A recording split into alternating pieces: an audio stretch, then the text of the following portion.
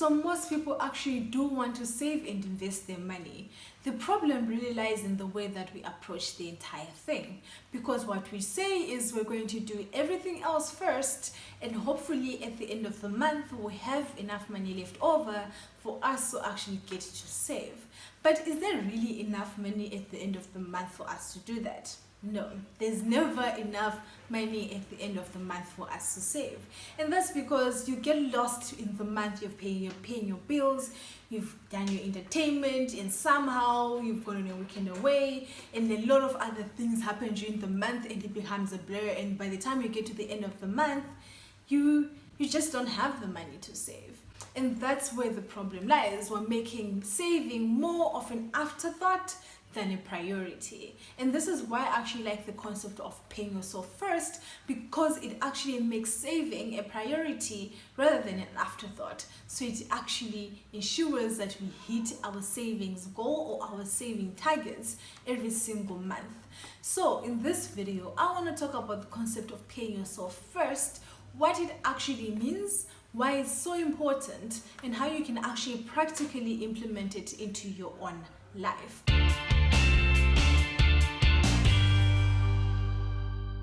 So if this is your very first time here, thank you so much for clicking on this video. My name is Tando, and I talk about all things personal finance to help you take control of your money. So be sure to hit the subscribe button and check out all our other videos on this channel, because we talk about everything from investing, debt, credit, budgeting, anything that you can think of that can help you get a handle of your finances. But let's go on with this video. So what does it actually mean to pay yourself first? At the core of it, paying yourself first means that you are actually going to pay yourself first. Literally. So every time you get your paycheck or you get whatever source of income that you are getting, you are committing a portion of whatever money you get to stay with you. So if you earn 10,000 rands, you're committing to say, okay, from that 10,000 rands, 3,000 rand is going to be for me to keep before I even pay for anything else or pay anyone else. And what makes it important is because it puts saving and investing as a priority in our lives. It makes it front and center and ensures that we're always hitting our saving and investing goals. Because if a portion of whatever you earn is always for you to keep, that means you're building your wealth month after month or paycheck after paycheck. So how can you actually implement this in your own life? Like any other concept in personal finance, it really does start with you understanding your own financial situation. So you will need to do a little bit of reflection, maybe pull out some bank statements, look through your bank statements, figure out what your fixed costs are, what your flexible costs are, what you can cut down, what you can reduce, what you can move around, and establish what your fixed costs every single month are. So these can be things like your rent, your bond, your car payment, your groceries, your utilities, and so on. And once you have that figure written down, let's say for example you spend 9,000 rands each month on everything that you actually need to get through the month, then you have that hard number.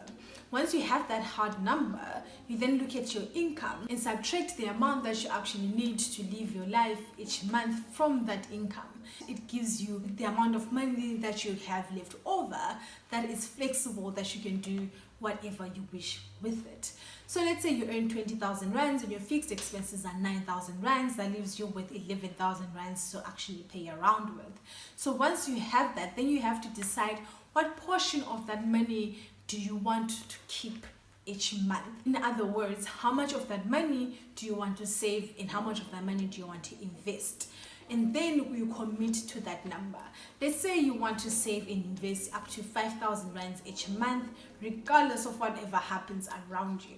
So you have decided that you're going to be saving 5,000 rands each and every month. That means every time you get paid, before you pay your landlord, before you pay the bank for your house, before you pay for your car payment, you always take 5,000 rands away first, and that's the money that goes to savings and invest. And another thing that's actually going to start happening here is that you're going to start adjusting your lifestyle to live on whatever amount is left over. So if you earn 20,000 rands and you've committed 5,000 rands to your saving and investments, and those things are the ones that actually go off your bank first each month, that means you start adjusting your life to actually live on the 15,000 rands that you have left over. So once you have the amount or the percentage of your income that you have decided to commit to saving and investing each month, you then have to go and actually open savings and investing accounts. And before you even open the